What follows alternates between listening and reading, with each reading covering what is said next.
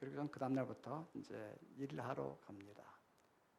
여전히 일하러 가면서도 학교 공부하고자 하는 그 마음, 그 욕구는 사라지지가 않았어요. 그래서 일을 하러 가서 일을 하는데, 인쇄소에서 일을 하는데 첫 달에 4,500원이 제 월급이었습니다. 4,500원을 받아가지고 청계천에 중고 서점에 가가지고 역사책, 국사책, 그리고 에센스 영어 사전 얇은 거 2개를 사가지고 밤 8시에 퇴근해가지고 밤늦게까지 보면서 공부를 했어요. 세상 없어도 공부는 해야겠다 싶어가지고. 근데 제가 공부를 한다고 해도 누가 가르쳐주는 사람이 없으니까, 제가 알기가 참 어려워요. 특별히 영어는 너무 어려웠습니다. 어떻게 할까 하다가 2가지 이제 방법을 썼어요. 그 2가지 방법을 썼는데, 그게 뭐냐면 아주 훌륭한 개인 교사를 제가 쓰는 거예요. 영어를 제일 잘하는 사람 누구겠습니까? 영어를 최고 잘하는 사람은 미국 사람이에요. 미국 사람을 제가 2 종류의 미국 사람을 선택을 해가지고 제가 영어 배우는 파트너로서 선택을 했어요. 제가 일하던 곳이 명동이었는데 퇴근하고 나오게 되면 버스 정류장 옆에 지금도 있어요. 세정호텔. 세정호텔에 그때 당시 외국인이 참 많이 투숙했거든요. 그러면 글로 지나가면서, 버스 타러 지나가면서 일부러 돌아보는 거예요. 미국 사람이다 싶으면 가가지고 빨리 가서 발을 꽉 밟습니다. 의도적으로 밟는 거예요. 그러면 확 쳐다보면 그래요. Excuse me. 그거 봤으니까 책에서. 그리고 이제 본말 연습했으니까 가는 거예요. 매일 얼마나 많은 사람 밟았는지.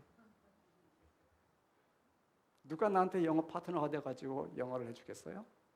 그냥 밟는 거죠. 애매한 미국 분들 참 고생 많았습니다. 그러다가 제가 1973년에 처음으로 예수님에 대한 이야기를 접할 기회가 있었습니다. 1973년도 빌리 그레엄 전도대회가 여의도에서 열렸는데 난생 처음 예수님이라는 이야기를 들어봤어요. 멋있었어요. 근데 특별히 그 일주일 동안 여의도 광장에 제가 빠짐없이 갔는데 그 이유가 뭐냐면요, 설교하는 분이 영어 하더라고요. 영어만 하면 듣고 싶어가지고 갔어요. 근데 영어는 안 들리고 김장한 목사님이 말씀이 가라사대, 이 통역하는 말만 들리는 거야. 그래도 계속 듣다 보니까 Bible says 이 말이 들리는 거예요.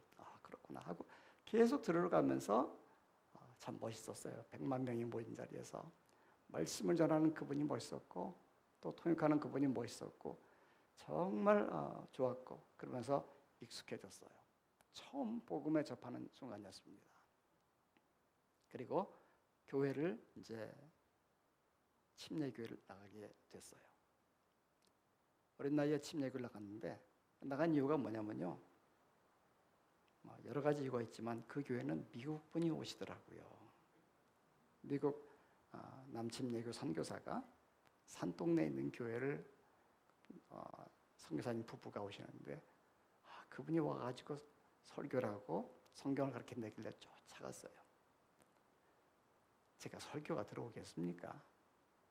제가 들어온 건 딱 한 가지야. 백인이다. 영어 배울 수 있겠다.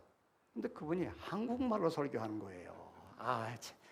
내 속도 모르고 이분이 한국말로. 어쩔 수 없이 그분하고 성경 공부를 하고, 연희동에 그분 사택이 있었는데 그때 이제 전화를 제가 이제 하는 거예요. 매일 공중전화 박스에서 동전 넣고 전화를 돌려요. 그럼 그분이 헬로우 그러면 전 딱 그 말 들으려고 전화했거든. 그럼 저는 How are you 그래요. 그러면 그다음 그분이 후이지 그러면 좀 뭐라 그러겠어요. 그 말이 무슨 말인지 모르니까 그냥 끊어. 할 말이 없으니까요. 그 다음 날 그 다음날 또 이제 그 상황 체크해가지고 그 다음에 무슨 말 해야 될까 열심히 하다가 그 다음날 또 전화합니다. How are you? 그러면 I'm fine. 그러면 어저께는 그거 아니었는데 예상이 틀려지면 또 끊는 거야. 말이 안 통하니까요. 그렇게 매일 전화하는데 그분은 제가 전화하는 거 알아요. 여전히 제가 전화하면 그분은 절대 안 끊으세요. 영어로 해주시고 또 내가 떠듬거리고 영어하면 또 한마디 해주시고 그러면서 제 영어 파트너가 되어주신 그분, 그리고 그분이 저를 만나서 개인적으로 하나님의 사랑에 대해서 요한복음 3장 16절 그리고 요한복음 1장 12절 영접하는 자 곧 그 이름을 믿는 자들에게는 하나님의 자녀가 되게 하는 권세를 주셨으니, 이 말씀을 통해서 예수님을 알게 되었습니다. 얼마나 좋았는지요.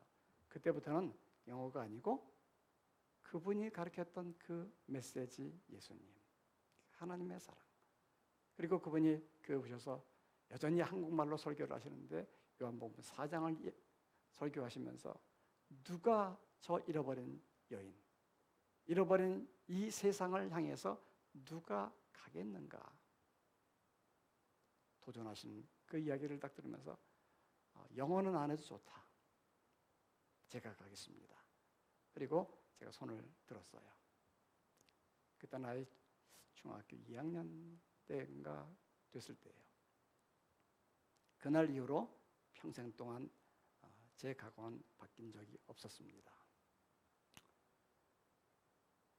하지만 제 마음속에는 늘 갖고 있는 아픔이 하나 있었는데 학교를 가야 되는데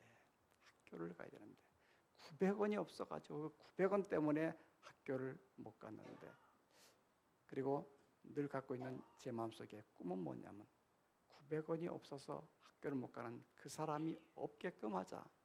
내가 900원 주자. 여러분, 제게 아픔이었어요. 굉장히 커다란 아픔이었습니다. 여러분 혹시 아픔이 없으실까요? 뭐 육체의 아픔도 있으시겠죠? 또 집안의 자녀들이, 형제들이, 부모들 때문에 여러분 힘들어하고 어려울 그런 때도 있으시겠죠? 아픔입니다.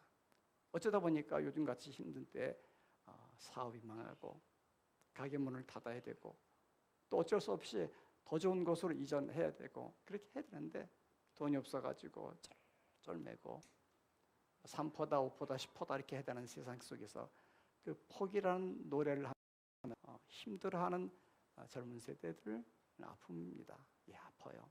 아픔의 세상을 살아가는 우리들입니다. 결코 여기서 피할 수 없고 자유로울 수 없는 사람들이 여러분과 나 우리 모두들입니다. 이 땅에 두 발을 딛고 숨을 쉬는 사람 중에서 이 아픔에서 자유로울 사람은 아무도 없습니다.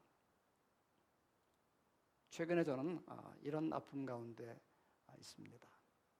저의 아픔이에요. 제가 한국에 나와가지고 공부 못하고 돈이 없어 못하고 혹은 이제 낙오돼서 못하고 그런 아이들을 불러가지고 영어를 가르치고 그리고 유학을 보내고 장학금을 주선해주고 그래서 공부를 좀 하게 했어요.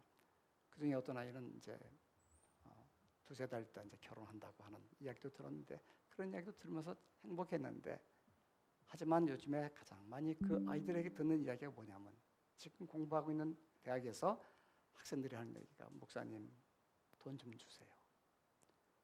돈이 없어가지고 등록을 못하겠습니다. 900원이 없는 거예요. 학교 낼 돈이 없는 거예요.